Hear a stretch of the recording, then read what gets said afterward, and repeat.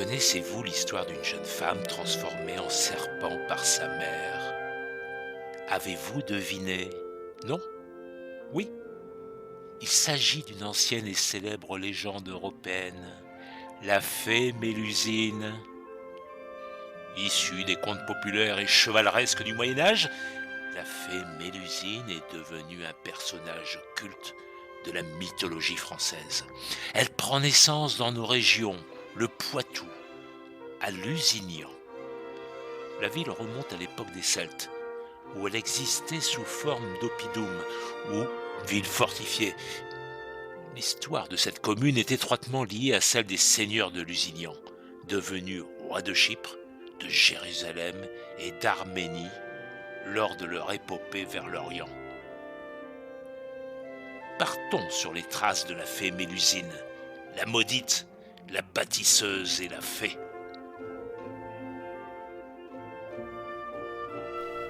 Terriblement féministe. C'est l'un des rares contes où les femmes imposent des conditions et ne sont pas endormies ou statiques en attente d'un baiser. Au contraire, elles se transforment en créatures dangereuses. Mélusine est une fée qui a traversé les siècles et les pays par son histoire singulière.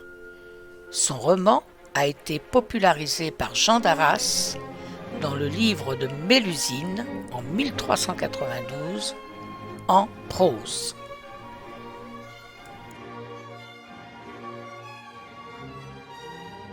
La fée Précine, mère de Mélusine, jette un sort à ses 3 filles pour avoir offensé leur père Élinas, roi d'Albanie. Elle attribue à Mélusine la malédiction suivante.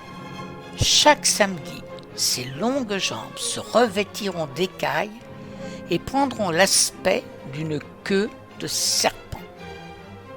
Si on la surprend dans cet état, jamais plus elle ne reprendra forme humaine. Pour contrer le maléfice, l'homme qu'elle épousera ne devra point chercher à la voir ce jour-là. Un beau jour, Raymondin part avec son oncle, le comte de Poitiers, à la chasse au sanglier. La poursuite de l'animal se termine mal. Le neveu tue accidentellement son oncle lors de la mise à mort de la bête. Envahi par un profond chagrin, il erre à l'aventure à travers la forêt de Coulombiers. Au détour d'un chemin, il aperçoit 3 jeunes filles dans une clairière. Mélusine lui sourit et vient lui parler. Elle lui promet bonheur et prospérité s'il consent à l'épouser, en révélant qu'elle connaît son nom ainsi que l'accusation dont il est l'objet. Toutefois, il doit en retour ne jamais chercher à savoir où elle va et ce qu'elle fait le samedi. Raymondin, ébloui par la beauté de la jeune fille, accepte et les noces sont célébrées. En épousant la fée, Raymondin devient le plus puissant seigneur du Poitou. Mélusine, la bâtisseuse, construit le château de Lusignan sur les terres de son mari. Elle se plaît aussi à parsemer les collines alentour de majestueuses cités et forteresses.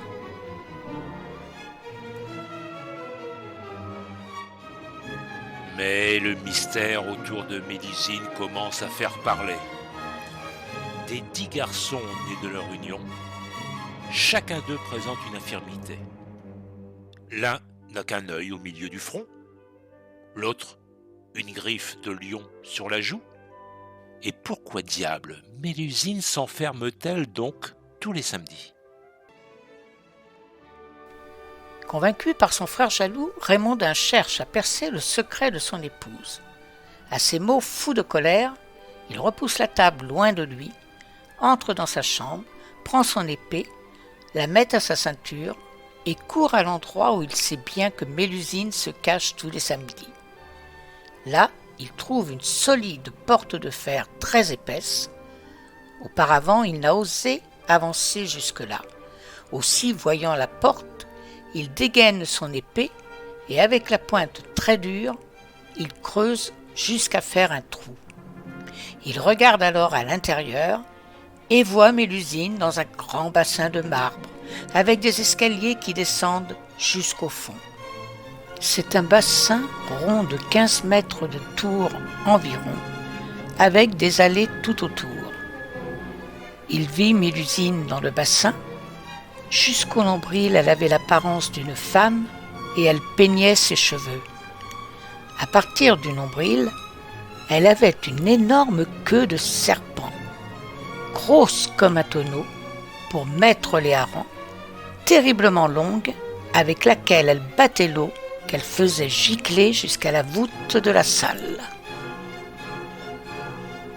Quand il voit cela, Raymondin s'attriste d'avoir trahi son secret sur les mauvais conseils de son frère et d'avoir manqué à la parole qu'il avait donnée.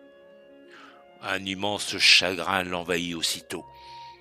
Il court dans sa chambre de nouveau, prend un morceau de cire et rebouche le trou fait dans la porte.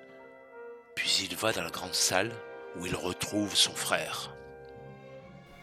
Celui-ci voit bien cet immense chagrin qui accable Raymondin et pense qu'il vient de découvrir une action abominable de sa femme.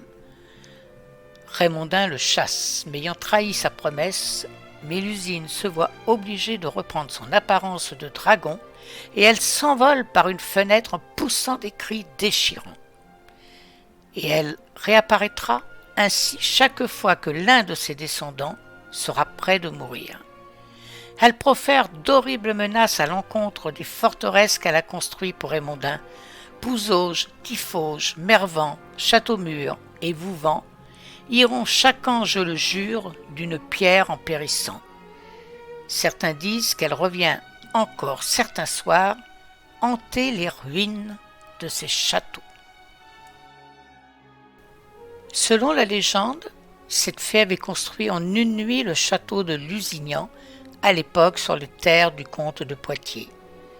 Elle obtient pour son mari Raymondin le lopin de terre que pourra délimiter une peau de cerf. Rusée, elle fait découper la peau de cerf en fines lanières et obtient auprès d'un comte le domaine de Lusignan. Elle garde l'image d'une fée bâtisseuse au travers des siècles. Elle est une fée de l'amour et de la passion. C'est un mythe éternel.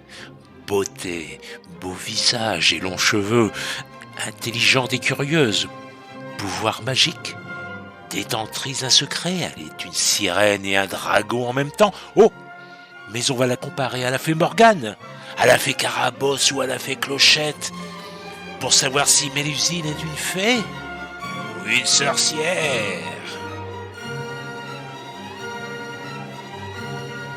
Nous vous remercions de votre écoute et n'oubliez pas de liker et de cliquer sur la petite cloche pour nous suivre vers de nouvelles aventures.